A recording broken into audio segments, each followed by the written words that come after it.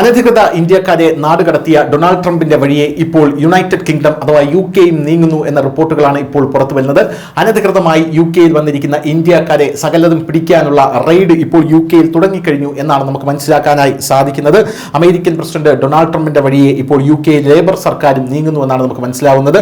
തൊഴിലാളികളെ കയ്യോടെ നാടുകടത്തുന്നതിനായി റെയ്ഡുകൾ ആരംഭിച്ചെന്നാണ് ഇപ്പോൾ നമുക്ക് മനസ്സിലാക്കാൻ സാധിക്കുന്നത്. ഇന്ത്യക്കാർ നടത്തുന്ന റെസ്റ്റോറന്റുകൾ, സലൂണുകൾ, ചെറിയ സൂപ്പർ മാർക്കറ്റുകൾ, കാർ വാഷ് സെന്ററുകൾ ഇവ കേന്ദ്രീകരിച്ചാണ് റെയ്ഡ് മുന്നോട്ട് പോകുന്നത് എന്ന റിപ്പോർട്ടുകൾ പുറത്തു വരുന്നു.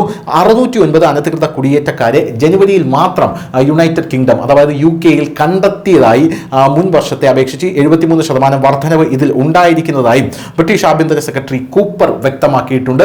ഈ റെയ്ഡ് ബ്രിട്ടനിൽ ഒന്നാകെ വ്യാപിപ്പിക്കാനാണ് ഇപ്പോൾ തീരുമാനിച്ചിരിക്കുന്നത്.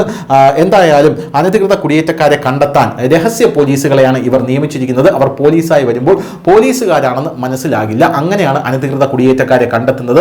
ഈ അനധികൃതമായിട്ടുള്ള ഇന്ത്യൻ കുടിയേറ്റക്കാർ വളരെയധികം കൗശലക്കാരാണ് എന്നാണ് ഈ പോലീസ് പറയുന്നത്. ഇവരെ തന്നെ ഒരു ആൾമാറാട്ടം നടത്തി ഞങ്ങൾ ഇവിടെ വർഷങ്ങളായി താമസിക്കുന്ന ആൾക്കാരാണെന്ന് വരുത്തി തീർക്കാനായിട്ട് ശ്രമിക്കുന്നു. അതുകൊണ്ട് തന്നെ പോലീസ് രഹസ്യമായിട്ടാണ് ഇവരെ കണ്ടുപിടിക്കുന്നത് എന്നുള്ളതാണ് വേറൊരു പ്രധാനപ്പെട്ട കാര്യം. റെസ്റ്റോറൻറ്റുകൾ, കഫേകൾ, ടേക്ക് അവേ സെന്ററുകൾ, ബാറുകൾ എന്നിവിടങ്ങളിലാണ് പോലീസ് എത്തുന്നത്. എന്നിവിടങ്ങളിൽ അനധികൃത കുടിയേറ്റക്കാർ കൂടുതൽ ജോലി ചെയ്യുന്നതായി പോലീസിന് റിപ്പോർട്ട് ലഭിച്ചിട്ടുണ്ട്. വടക്കൻ ഇംഗ്ലണ്ടിലെ ഹംബർ സൈഡിലെ റെസ്റ്റോറന്റിൽ നിന്ന് മാത്രം 7 പേർ അറസ്റ്റ് ചെയ്യപ്പെട്ടു അല്ലെങ്കിൽ അറസ്റ്റിലായി എന്ന് മനസ്സിലാവുന്നു. 4 പേരെ തടങ്കൽ കേന്ദ്രം അഥവാ ഡിറ്റൻഷൻ സെന്ററിലേക്ക് മാറ്റുകയും ചെയ്തു എന്നാണ് ആഭ്യന്തര വകുപ്പിന്റെ റിപ്പോർട്ട് ഇവിടെ ചൂണ്ടിക്കാട്ടുന്നത്. കുടിയേറ്റം നിയമവിധേയമാക്കണം എന്നുള്ള പ്രക്ഷോഭം എപ്പോഴും യുകെയിൽ നമുക്ക് കാണാം. പ്രത്യേകിച്ച് ഇപ്പോൾ കുടിയേറ്റക്കാർ യുകെയിൽ ഒരുപാട് ചേർന്നതിന് ശേഷം വലിയ രീതിയിലുള്ള പ്രക്ഷോഭങ്ങൾ യുകെയിൽ കാണാം. പലസ്തീൻ കുടിയേറ്റക്കാരടക്കം ധാരാളം പേർ ഇപ്പോൾ യുകെയിലേക്ക് കുടിയേറുന്നുണ്ട്. ലിബിയ വഴി ഗെയിമിലൂടെയൊക്കെ, അതായത് ലിബിയ വഴി സെൻട്രൽ മെഡിറ്ററേനിയൻ സീ വഴി യൂറോപ്പിലേക്ക് കടക്കുന്ന ആ ഒരു അനധികൃതമായിട്ടുള്ള കുടിയേറ്റത്തിനെയാണ് ഗെയിം എന്ന് പറയുന്നത്. അതുവഴി ധാരാളം ആൾക്കാരൊക്കെ ഇപ്പോൾ യൂറോപ്പിലേക്ക് കടക്കുന്നുണ്ട്, അവിടെ നിന്ന് യുകെയിലേക്ക് എത്തുന്നുണ്ട്. അതുകൊണ്ട് തന്നെ കുടിയേറ്റം നിയമവിധേയമാക്കണം എന്ന് പറഞ്ഞ് ധാരാളം പ്രതിഷേധങ്ങൾ ഇപ്പോൾ യുകെയിൽ കാണാറുണ്ട്. അതിനായി എല്ലാവരുടെയും സഹകരണങ്ങൾ ആവശ്യമാണ് എന്നാണ് ഇപ്പോൾ യുകെ സർക്കാർ പറയുന്നത്. ഞങ്ങൾക്കും അതിൻ്റെ ആഗ്രഹമുണ്ട്, അതായത് കുടിയേറ്റം നിയമവിധേയമാക്കണമെന്ന്. പക്ഷേ എല്ലാവരും സഹകരിക്കണം. കുടിയേറി വന്നവരുടെ എല്ലാവർക്കും ഒരേ സ്വഭാവമല്ല എന്നാണ് യുകെ ഇപ്പോൾ പറയുന്നത്. കെയർ സ്റ്റാമർ പറയുന്നത് അങ്ങനെയാണ്. കാരണം ഈ ഡൊണാൾഡ് ട്രംപിന്റെ തെരഞ്ഞെടുപ്പ് വന്നപ്പോൾ ഇലോൺ മസ്ക് പാകിസ്ഥാനിലെ ഗ്രൂമിംഗ് ഗാങ്സുമായി ബന്ധപ്പെട്ട് യുകെ ആക്രമിക്കുന്ന ഒരു കാഴ്ച കണ്ടിട്ടുണ്ടായിരുന്നു. പാകിസ്ഥാനിൽ നിന്ന് കുടിയേറി യുകെ പൗരത്വം സ്വീകരിച്ച പാകിസ്ഥാനികൾ അവിടെയുള്ള കൊച്ചുകുട്ടികളെയാണ് ബലാത്സംഗത്തിനും പീഡനത്തിനും ഇരയാക്കുന്നത്. അങ്ങനെ ഒരു വിഷയം അവിടെ ഉണ്ടായിട്ടുണ്ട് എന്നുള്ളതാണ് ഈ ഗ്രൂമിംഗ് ഗാങ്സുമായിട്ടുള്ള ബന്ധപ്പെട്ട കഥ എന്ന് പറയുന്നത്. അത് യുകെയിൽ എലോൺ മസ്ക് കുത്തിപ്പൊക്കുന്ന ഒരു കാഴ്ച കാണാനായിട്ട് സാധിച്ചിരുന്നു.